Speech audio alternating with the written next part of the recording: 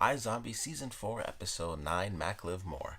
This is definitely an interesting episode. It was definitely funny, but they also did some really crazy stuff. I thought it was just going to be, another simple episode, but every once in a while they have an episode where, like, a lot of crazy stuff happens. So, of course, we have, at the end of the last episode, this girl whose name, of course, I don't remember. She's immune to the zombie virus. She's totally immune. Unfortunately, the story is not just like, oh, I gotta escape or whatever. It's that she's legitimately gonna die, like as a kid, as a teenager. But it gets into maybe we can use her for science, scientifically figure out what in the world is going on with the zombie virus. How can we get a vaccine for it? Potentially, even a cure, because they of course have the cure that they have now, even though it's like kind of the temporary deal.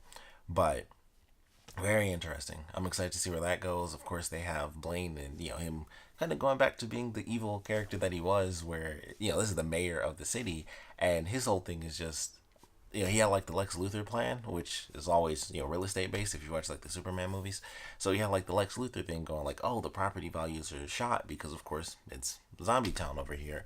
But once things go back to normal, everything will be good. And until that happens, we'll go ahead and turn the mayor human for a quick second, kill him, then put the zombie 10 vials of the zombie cure out there for buyers, and that way we'll have all the money to buy all the houses super duper cheap, and then have them, and we'll be even richer than we are right now, which is already insane. So crazy evil genius real estate plan, super weird. Definitely funny with Donnie on, I guess, the Virgin Brains. That was pretty funny, but definitely like that. Of course, the main story them trying to figure out, where do we go with this girl who's immune to the plague, and then of course Ravi finding out about Liv taking over for Mama Murphy and everything like that, or Mama Leone. Mama Murphy is a totally different character. But I thought that was cool. It's like, all right, they figured that out. We have a hilarious scene with Clive and Ravi and the basically the two weird guys in the office. They're all playing D&D, which I thought was really cool.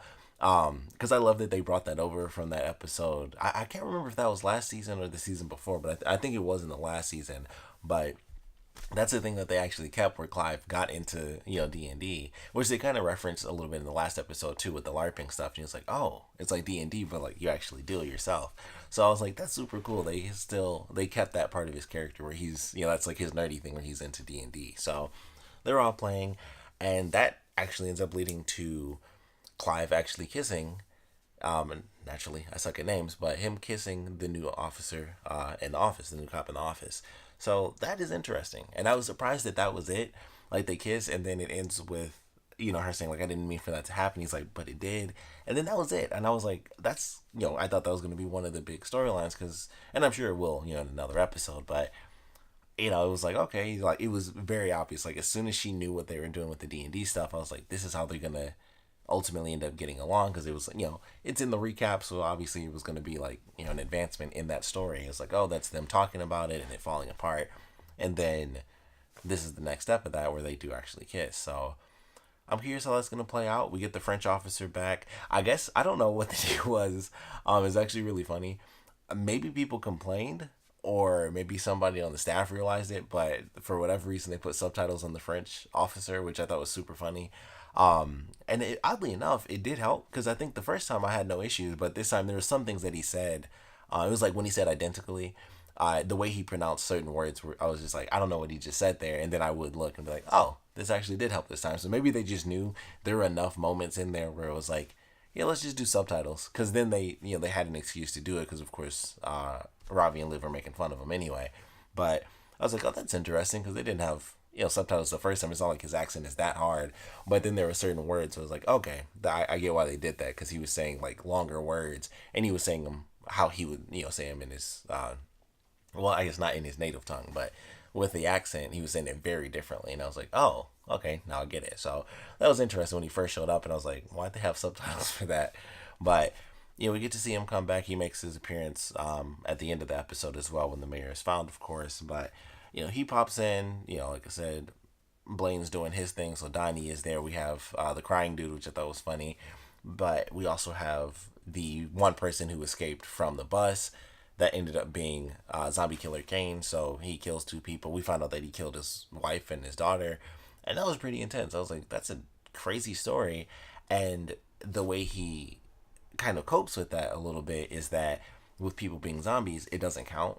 And he considers Filmore-Graves like, you're really the mass murderer. You killed all of these people. He counts everyone who's a zombie as dead, which in a sense they are, of course, the whole undead thing. I was like, well, that's interesting.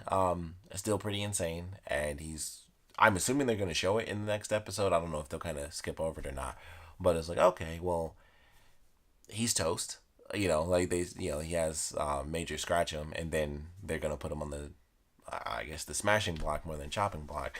So they're gonna smash his head, and that's gonna be like the big example. Like, this is Zombie Killer Kane. We turned him into a zombie, and we smashed his head. So pretty crazy, sort of dark way to end it. And they did a little bit with the Filmore-Graves stuff too, with Major and like the two recruits that he has, and the guy liking the girl, but her not liking him as much as he likes her. They didn't really go, it's kind of like the Clive thing. It was like, oh, I expected that to go further. Like, they talked about it, but nothing really happened, and them talking didn't lead to any sort of random mistakes or anything like that. Because I was like, this is either going to lead to something within their little group actually doing something, or it's going to lead to an accident because they'll be distracted arguing or something. And none of that really happened. I was kind of sorry. It was like, it was the thing that they were talking about. And I guess it was just to develop that story as they figure it out, and maybe that'll lead to kind of something going wrong. But I highly doubt it. But I don't think it ties into anything with Filmore-Graves. When Major told him about the church, and he was like, why am I just finding out about this? And he was like, I put it in the report and I didn't leave any details out. So somebody didn't get that to his desk. So there's some going on there. And obviously we have people already selling brains behind the scenes, so there's a little bit of stuff going on. So now it's like, all right, they have a spy in their midst. Maybe it'll be one of those two characters. Maybe that was the plan the entire time, so that could totally be it. It could be the girl. Maybe that's why she's trying not to get attached to him, because it's like, I'm already planning to betray everybody or something like that. So I don't know if it'll tie in or not, but it was just one of those little things where it's like, yeah, that's an easy way to tie it in. And it's like, well, that's just that little thing. Like, oh, they have their little like bickering sort of romance, but it doesn't do anything in this episode. But those interactions, we'll kind of look back on that and be like, oh, that's why she didn't want to get super close, because she was already, probably working for the church or whatever. So we'll see how that ends up playing out. But somebody in there, somebody's like a little ninja for the church, or for whatever reason just doesn't want Filmore-Graves to win. But I would assume they're working for the church. So I'm sure we'll see that, expand a little bit further. But definitely a good episode all in all. Looking forward to how things are going to end up playing out as far as what they're going to end up doing with this girl, which I assume she's going to die. So I think they're going to make that fairly dramatic, because I think she's going to be in it for a few episodes, and then it's just like, well, she's gone. Like, that's just, there's nothing that they can really do. So I think they're kind of already building up to that. And she seems like a cool character, but obviously, that's her whole thing, is that she's going to die. So that should definitely be something. And then we have Peyton as acting mayor right now, and then of course the stuff with Blaine where he's getting all the money for the cure.